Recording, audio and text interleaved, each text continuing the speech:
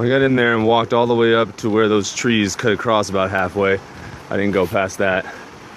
But doesn't look like there's anything in that slow spot. I don't think he would have gone here. That's just ugly. And then you get into basically what I searched. So I know I keep saying it, but I've done enough. I'm satisfied. Done.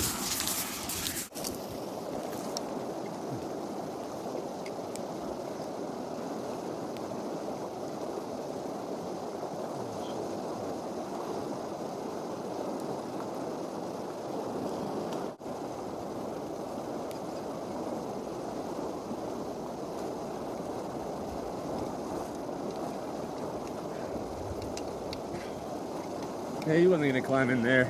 No way. I looked down there a little ways, but just from the bank. If it's not where I looked, it's not gonna be here. This is ridiculous. It's way too fast moving. I fell and got hurt. He would not have tried to do that, I don't think. But, you know, what about up there before the falls? Jesus, look at my knee. Freaking ridiculous.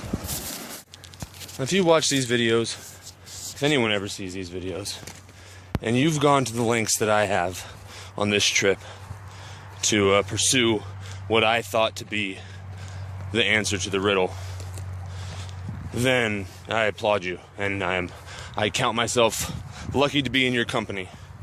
But, you know, if you're thinking about taking a trip like this, don't listen to what people are saying on the internet. You have no idea if those people have any idea what they're talking about. There's these discussion boards and stuff, people saying, oh, I just went to Yellowstone last week and I didn't find anything in Yellowstone. It's not going to be there. You have no idea. We're talking about a box about the size of like a double stack of reams of paper, like 500 sheet notebook paper reams. And the whole entire Rocky Mountains as a place where it could be. You know, nobody really shares any information. I think a lot of what drew me to the Iron Spring Creek was that I had never heard anyone mention it. So I'm 100% willing to share all of this information with whoever wants to use it for whatever means. I hope you have good luck in your search. I hope that even if you don't come to this spot, I truly believe that it's going to be in a spot similar to this. So wherever your search area is, wherever you think you need to be concentrating, look for spots like that. Places that people wouldn't normally go. Go to where the fish would be, if you believe like I did that brown trout is what brown means. You know, go to where the people would cast to. Not where they would stand.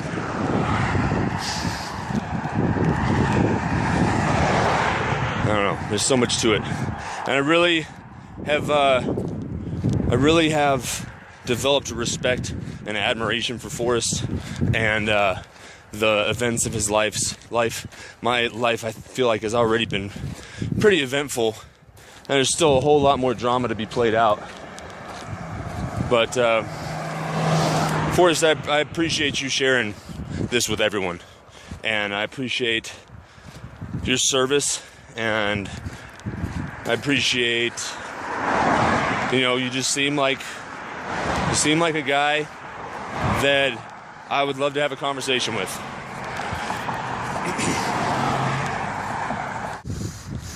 Cliff Geyser. I think this might be my favorite spot. I think that's our high water. I think this is our heavy lows, our water high. I think it's all of it's right here. I just don't know where she is. I don't know where she is. Where is that Roman box? Where is it? I do not know. What follows is something that I did right.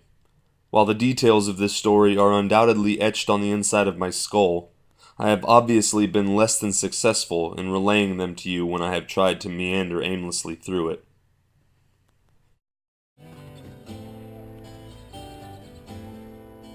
Get your love from the rich man.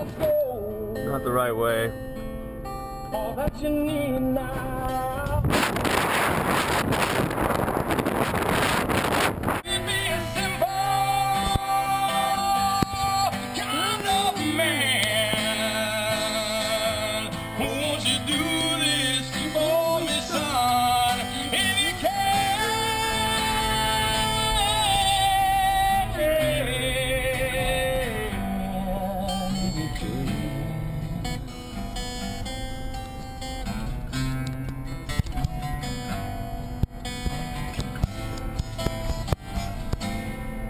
oh, don't you worry, you'll find yourself. Follow your heart and nothing else. The great advantage that will come from the scripting of this tale is that it will surely be the most detailed accounting of the events that I have as of yet been able to share. It was March or April of 2003, and I had returned from a 6.5-month deployment on a ship the previous September. It was supposed to have been a pleasure cruise in the Med, but 9/11 had occurred while we were preparing for the deployment and threw a major wrench in those plans. As it was, we had sped through the Med and the Suez Canal and spent the majority of that time as a show of force in the Persian Gulf. I was lucky enough to celebrate my 21st birthday in Crete along the way, but it was all business for a long time after that. Pour the champagne.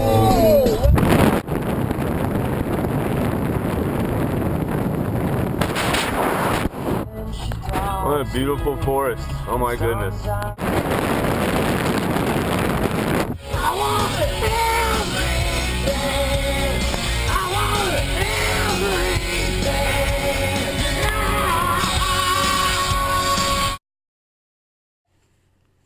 We did some humanitarian assistance work in Africa, and the major highlight of the whole experience was undoubtedly the shellbacking ceremony we wogs enjoyed as we crossed the equator on the way to the Seychelles for a brief respite.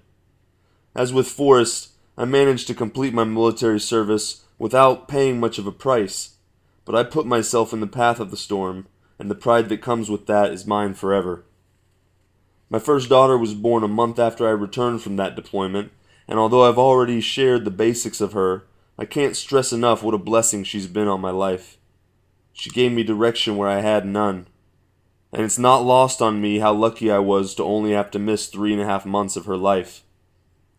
When she was 5 months old, I left for Kuwait, with no certain date of return, and when I arrived there, I didn't have a set purpose. Kind of am upset about driving into the Tetons, if that's even where I'm going. I don't even know what direction I'm going right now, I'm just driving.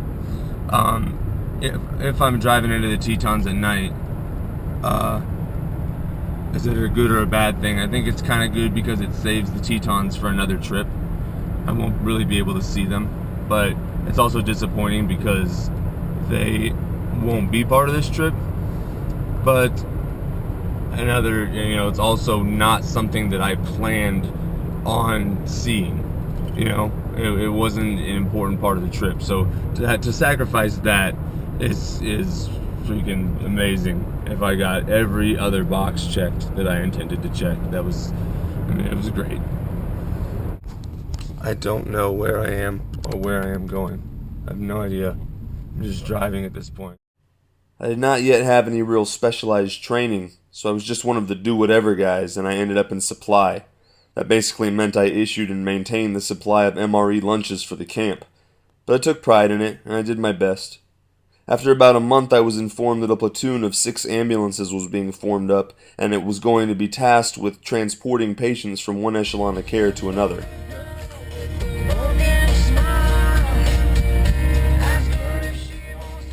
6 Marine drivers and 18 hospital corpsmen were chosen to be part of it, and I, along with most of the guys I had been working with in supply, was among the stout-hearted men selected. I'm 181 miles from Rollins, and it is 11:48 right now. I'm so amped up. I could be up for a whole other day, it seems looks like. I spent most of the next month in the back of an ambulance-converted Humvee with no windows and no AC, driving around the desert that is Kuwait and Iraq. A lot of that time was spent in full mop gear, which consists of rubber overboots, rubber gloves, a thick charcoal-lined suit, and a gas mask, under which I wore my full camouflage utility uniform. I remember wearing my t-shirts, boxer briefs, and socks for a full week at a time and then just trashing them. I wiped myself down with a wet washcloth once during that month. That was it. We didn't actually see a lot of patients during that time. I honestly don't have any idea what we were doing out there. But I was not paid to think. I was the military version of a child. It was very much a listen and do time in my life. What did happen, although none of it was mission related, has stayed with me. And it's arguably the foundation of my war face. I vividly remember 2 dead men that we passed at different times along the way, one of whom is associated with what may be the worst thing I ever saw a person do. I've never spoken of this in such detail, but know that I am at peace with it. Because I drove through the night and just skipped driving through lower Wyoming where there's really nothing going on, no offense. I ended up getting to watch the sunset from like many different angles, driving across this valley at sunrise. I mean, and it'd be like mid-afternoon by the time I got here if I hadn't driven through the night. So it's cool that worked out that way.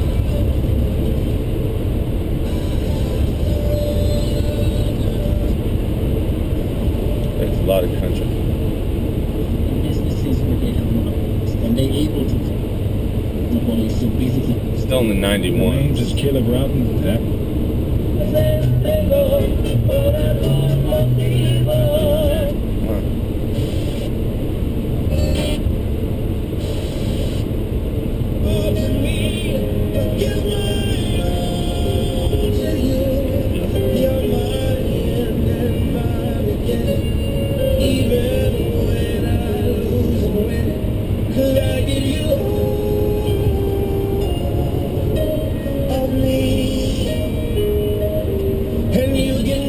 That looks crazy over there right now.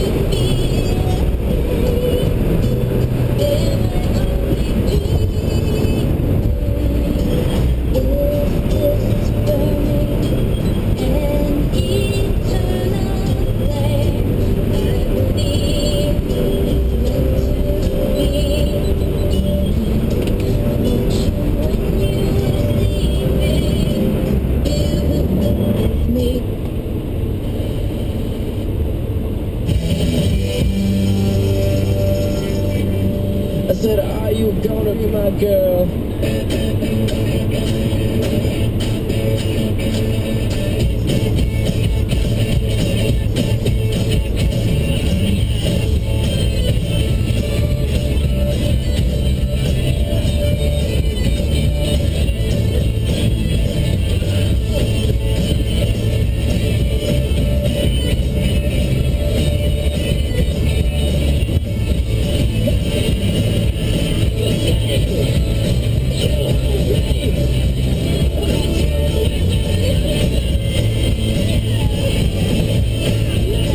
It's not changing at all. I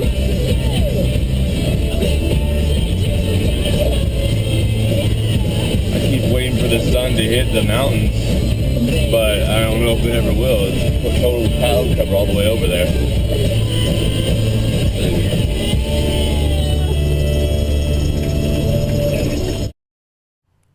Even as I write this, sitting at my desk at work on a slow Thursday afternoon in July, a good friend and co-worker sits 4 feet away, and we are in and out of conversation about a car she's about to buy. This trip went better than I expected it to go. And I didn't really have expectations. I didn't really have a plan. I wasn't even going to go to Pikes Peak. Didn't even think about that until I was like almost there. And then that, completely changes everything. I actually had to pause in writing while she asked me a question about whether she should call her bank's 1-800 number or a specific branch to ask them about applying for a loan. I just passed on getting snacks, which was weird. On the way up there, I was just thinking snacks all the time. And then now I didn't have my first real opportunity for all kinds of sweet junk. I passed. Strong J. I'm sure she'll remember the moment, but she has no idea what I'm about to talk about. The first of the dead men lay next to a building we stopped at for the night. I remember a river, and that the area was uncommonly green for Iraq. He was covered from head to knee by a blanket or towel of some sort, so all I could see was pant legs and boots. There was no smell, so he couldn't have been there for long, but I've always wondered how long his body remained there after we left. There were no other people around. I hope he had not been forgotten. The second was part of a much more significant event. It was at that location that I cleaned myself with the washcloth I mentioned. Took a wrong turn. I was supposed to go east when I was in Denver, and I didn't do that. So now I'm going to be in the sticks the whole way. Oh well. I remember that it was that day because a friend of mine, who was less than thrilled with our situation, was beginning to destabilize. In order to keep him focused and calm, I spent the day helping him dig a hole in the hard-pan desert along the side of the road, so that we could hunker down in it if anything bad happened. After a few hours, we had produced a hole that was about 3 feet deep and a 4x4 foot square. A lot of the other guys had been hanging around, but no one was helping us. Suddenly a huge explosion erupted and we dropped to the ground. We didn't know it at the time, but it was some friendly EOD guys that were destroying some ordnance. But they were less than a quarter mile away. Thanks for the warning, guys. When I came to my senses, I realized that I was not even on the ground. At least 3 of the guys that had been hovering around our hole all afternoon were in it with us, and had even managed to partially worm their way underneath me. The next morning we started preparing to move to another random location, and I noticed that someone had taken it upon themselves to leave a little present for us in this hole that we had worked so hard to dig to give ourselves some semblance of safety. A present of the number 2 variety, if you know what I mean. Sometimes people just don't make any sense to me. It's no wonder I don't shy away from being alone. Having gone off on that tangent, and telling that unfortunate story out of turn, I must now back up slightly. I remember there were some buildings in this area, but not enough that I would call it a town, or a village even. There was a river along the road as well, and this one actually had a part to play. The dead man we saw there was laying next to a car that for some reason we ended up stopping for the night within 20 feet of. His body was gone by the evening or the next morning, I can't remember which, but he was very much there when we arrived. There was also a puppy with him. It was as big as some full-size dogs, but this was very much a pup. I remember it was black and white, and it was obviously frightened. We were not the only Americans around. There was an EOD contingent nearby, as I mentioned, but there were many others around too. I couldn't tell you why. The pup was hiding under the white sedan, and I didn't even notice it was there initially. We had been instructed many times not to approach animals of any kind, so we went on about our hole digging business and paid no attention to it. When I took that last wrong turn, it gave me a couple of options, and one of them is to go the same way that I came, which initially I didn't want to do because it's all just backcountry, but I can stop at because I'm not going to make it home today. No, but I'll try to stop at Capulan Mountain, and then maybe I can go up and check out the ladybugs in there. I couldn't tell you how long we had been there when it happened, but I know I was standing at the passenger door of an ambulance with my back to the car, which was about 10 feet away, and I was having a conversation with another corpsman when I heard the shot. I whipped my head around as I heard yelp after blood-curdling yelp. One of the drivers had shot the pup with his M16. He claimed that it was coming at him, but it was too terrified to have come out from under the car if it had not been beckoned.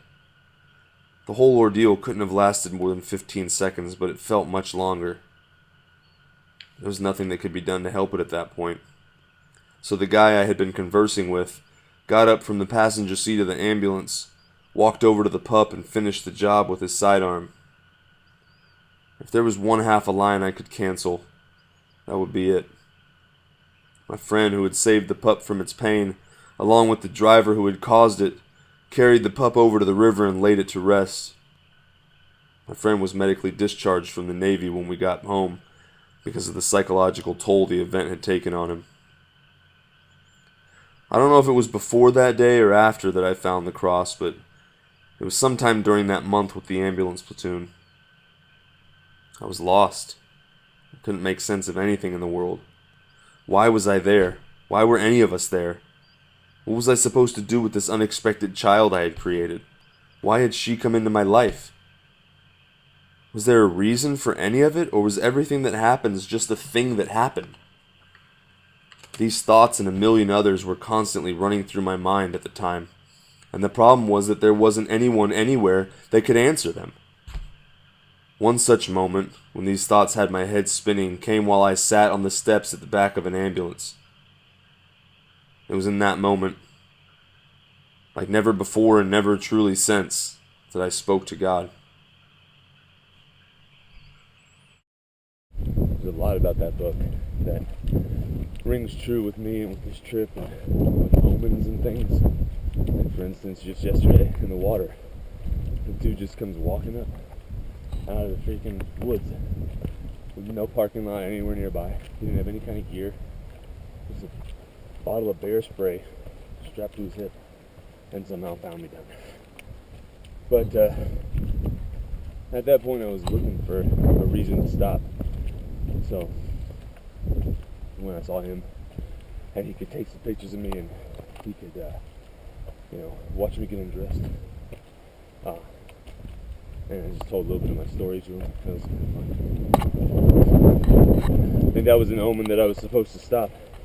And that's why when I questioned it, and I went to that other spot, just to make sure, I fell and hurt my knee. It's like karma saying, dude, we shined on you so you could get here. But you were wrong. It's not here. So, we're not going to keep shining on you because you keep beating this dead horse. We let you have your fun. We gave you an omen. You accepted it, but then you questioned it. So then you get another omen. I heard it, ass, knee. I think that's where we are now.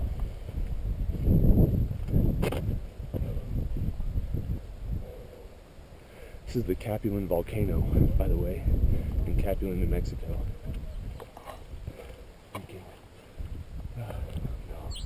Might be my favorite site so far on the trip. I've been dying to come to this place for a long time.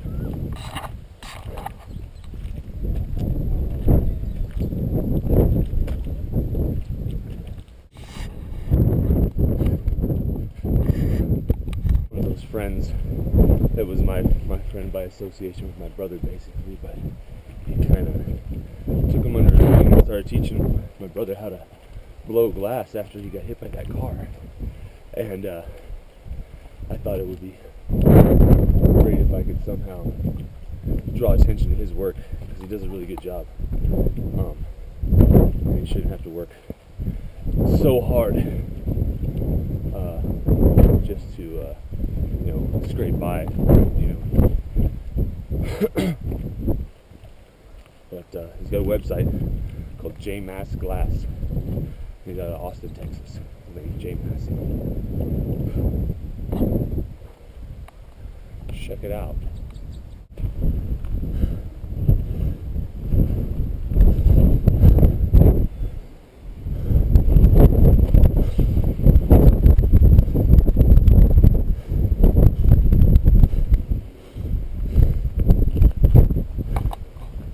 What a freaking beautiful day. This is absolutely ridiculous. It was like raining with full-on gray cloud cover all the way here. And now I'm here. It's all cleared away. None of those freaking omens. But, man. That's silly. Help me out along the way. But don't tell me that we're going to the wrong place. Why couldn't I get an omen that said that? I still would have wanted to go. I had to see it. Just to have an actual visual in my head of that creek. Just a real close-up, good picture of it. That's all I needed. That's so amazing. Oh, you can still see the mountains. I thought that was another layer of clouds. That's freaking White Cap Mountains over there. That's freaking White Cap Mountains. Oh my God. White Cap Mountain in the background? Better take a picture.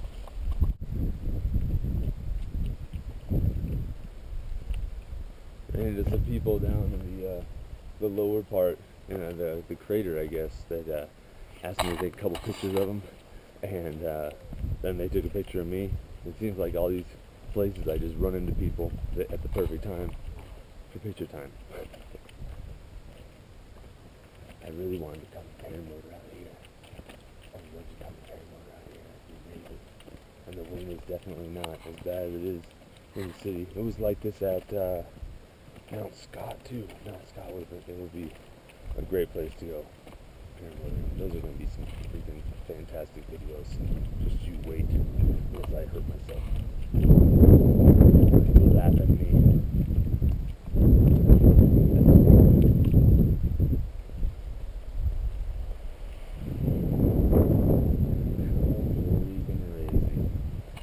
To be standing on the lip of a volcano in the middle of freaking vast, as far as the eye can see, prairies.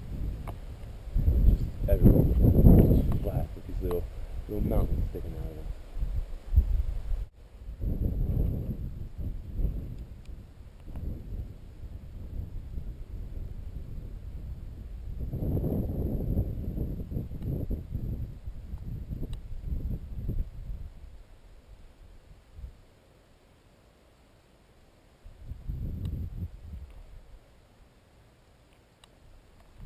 Place is balls. Rad day. Very good way to end last monument to check out.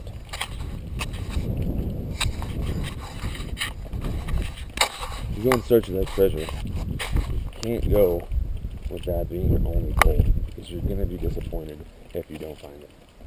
I've now gone 3 times. Drove to New Mexico twice and drove to Wyoming once. And I've not gone expecting to find anything, and I've left feeling good about the other things I experienced. I experienced so much good on this trip that I can't imagine being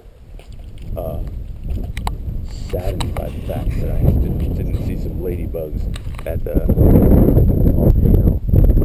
I'm gonna run up there real quick and let me take a picture of this chive sticker stuck to a tree.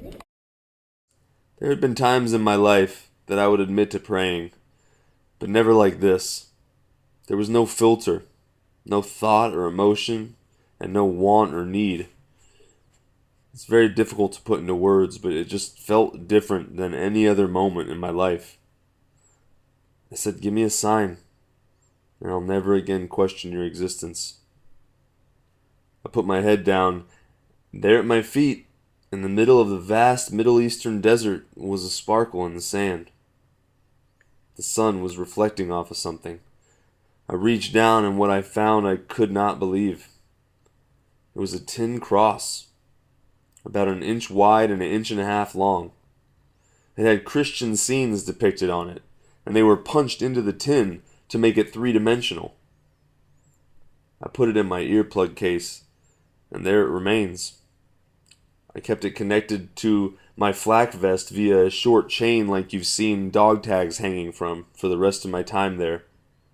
When I got home, I hung it from the clock in my bathroom and looked at it every day. That was as far as our relationship went for quite some time, until September 2008 when my brother was hit by a car. Initially, I had not intended to go and see him until he started improving, but my mom called me after the first night and told me that he had stopped breathing on his own and was going to surgery to have the majority of his forehead skull removed to relieve the pressure, and I knew I needed to get there.